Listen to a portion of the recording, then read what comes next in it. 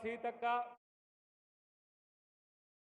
Professor Kodandaram గారు, శ్రీహరి గారు, శ్రవణ్ కుమార్ రెడ్డి గారు, మల్లేష్ గారు, చాలామంది పెద్దలు వేదిక మీద ఉన్నారు.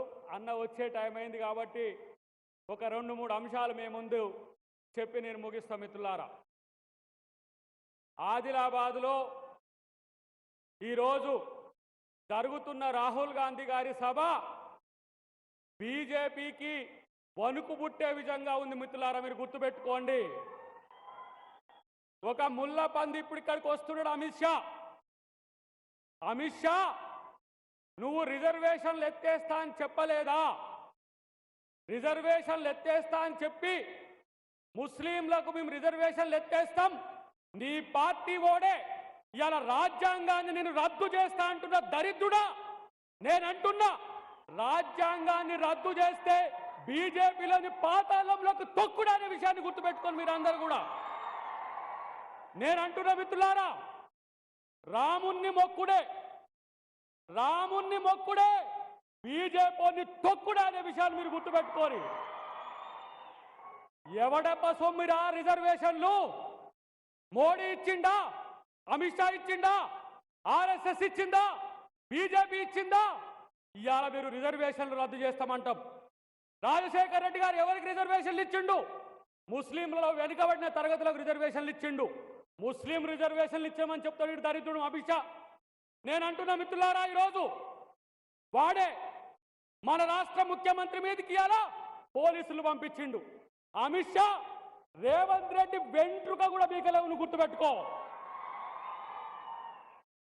నీవు ఫేక్ వీడియో లక్షలు తయారు చేసిన నీ పార్టీ, లక్షలు తయారు చేసి గాంధీ కుటుంబం మీద, సోనియా గాంధీ గారి మీద, కాంగ్రెస్ మీద ఇలా అబద్ధాలు చెప్పిన మీరు ఎవరో ఫేక్ వీడియో క్రియేట్ చేస్తే రేవంత్ రెడ్డి గారి మీద హోంశాఖ ఇవాళ కేసు పెడుతుంది.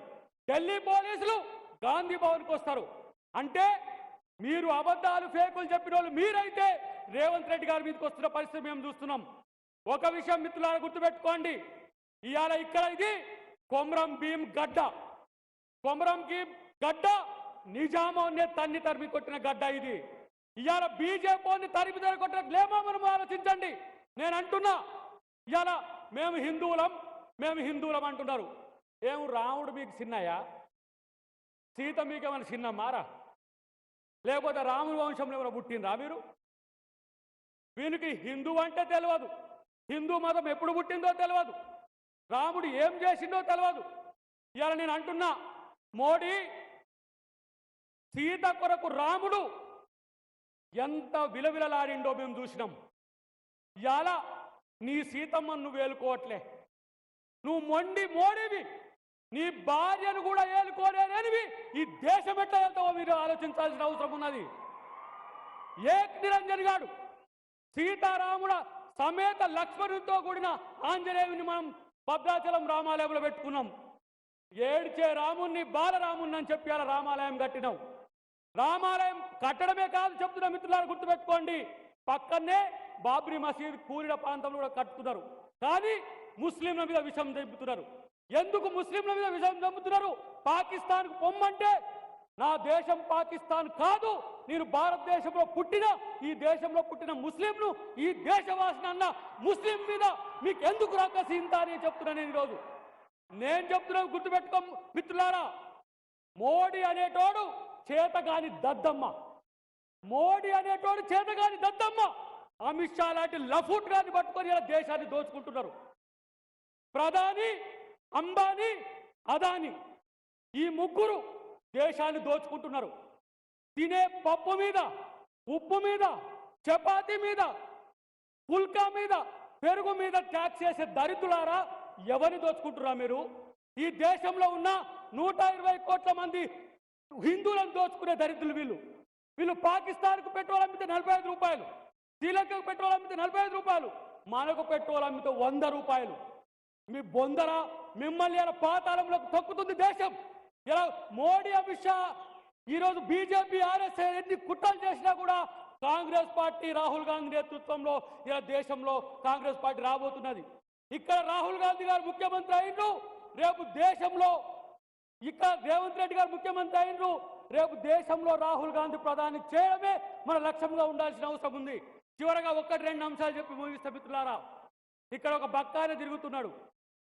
ఆయన నాది గులాబీ అంటున్నాడు. గులాబీ అంటున్నాడు ఆయన. నా గుర్తు కారు అంటున్నాడు. కాదు, బీజేపీ ఇంకో రూపమే బీఆర్ఎస్. పువ్వు ఇంకో రూపమే కారు. మనం బీజేపీకి వేసినా కారుకేసినట్టే, కారుకేసినా పువ్వుకేసినట్టే. గుర్తుపెట్టుకోండి, చెయ్యి గుర్తు కోటేయాల్సిన అవసరం ఉన్నది.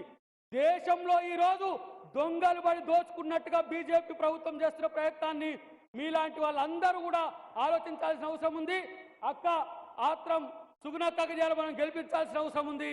ఈరోజు మీరందరూ కూడా ఒక కంకణబద్దులై కాంగ్రెస్ పార్టీకి పనిచేయాలని చెప్పి విజ్ఞప్తి చేస్తూ, జై కాంగ్రెస్, జై కాంగ్రెస్, చేతి గుర్తుకే